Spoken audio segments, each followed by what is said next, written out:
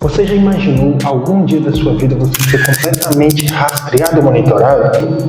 Onde o dinheiro que estiver em suas mãos e você faz dele o que quiser. Agora cada centavo que entra em suas mãos, alguém ter ciência? Quanto você tem, quanto você ganha, quanto você gasta? Onde você vai, onde você compra, onde você está? Quanto você tem exatamente de poder de compra, tendo poder e controle total sobre você, podendo paralisar a qualquer momento as suas contas financeiras, e você poderá somente comprar ou vender com autorização deles. Se eles acharem que tem que descontar ou barrar o seu dinheiro porque você deve algum imposto, poderão fazer. Para uns, isso seria exatamente o fim dos tempos. Para outros, seria uma modernização financeira. Criptomoedas.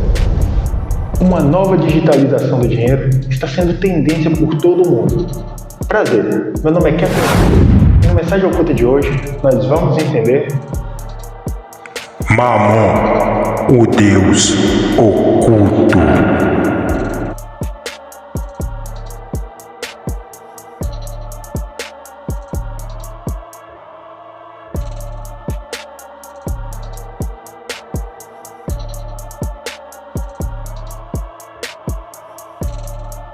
Hoje, o dinheiro de 99% das pessoas está no banco, mesmo nós tendo ciência que o banco e até mesmo o próprio governo seria uma grande fraude. E nós temos ciência disso através das maiores crises financeiras, vindas de 1973, 1980, 2001 e também 2008. Imagine você com R$1 milhão. Você jamais deixaria esse dinheiro em casa. Você depositaria ele em um banco com medo e com risco de ser roubado, certo? Agora imagine você ganhar para guardar esse dinheiro em um banco. Essa foi a solução que os bancos davam até antes de 2008. Porque depois disso, os bancos ficaram cada vez mais gananciosos. E você deve estar se perguntando, o banco precisa exatamente que a gente guarde o nosso dinheiro, senão ele vai acabar quebrando. E a resposta é não. E não porque os bancos têm exatamente uma coisa chamada reserva fracionária. E para você que talvez não tenha ciência, essa reserva fracionária é exatamente ele emprestar um dinheiro ao qual ele não tenha.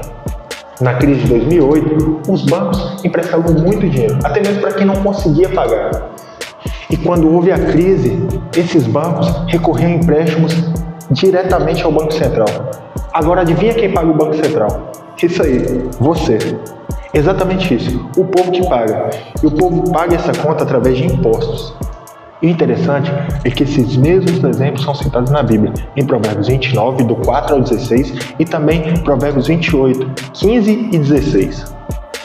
Quando o governo é honesto, o país tem segurança, mas quando o governo cobra impostos demais, a nação acaba em desgraça. O homem que bajula seu próximo está apenas construindo uma armadilha para si mesmo. Os ímpios são capturados nas artimanhas de seus próprios pecados, mas os justos andam livres e felizes. O justo se interessa em militar pela causa dos necessitados. O ímpio não tem inteligência para dedicar-se a isso. Os zombadores alvoroçam toda a cidade, mas os sábios conseguem apaziguar grandes conflitos. Quando o sábio se dispõe a discutir com o tolo, quer se zangue ou quer se ria, jamais terá descanso. Os assassinos detestam pessoas íntegras, mas os homens retos protegem a vida de quem vive em integridade. O insensato expande todas as suas paixões, mas o sábio as reprime e acalma sua alma.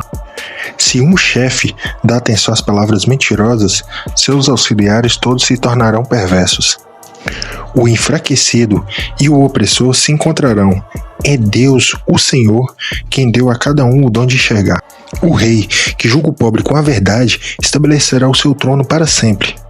A vara da disciplina e as palavras de repreensão dão sabedoria, mas o jovem abandonado à sua própria sorte envergonhará a sua mãe.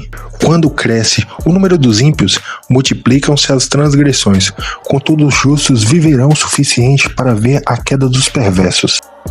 Leão rugindo e o urso feroz é o ímpio governando um povo enfraquecido.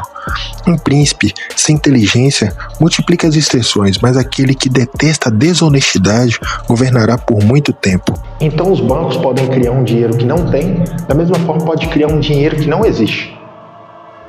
E realmente, sendo sincero com vocês, quem paga pelas burradas ao qual os bancos e os governos fazem são exatamente nós. Para ser mais específico, os pobres.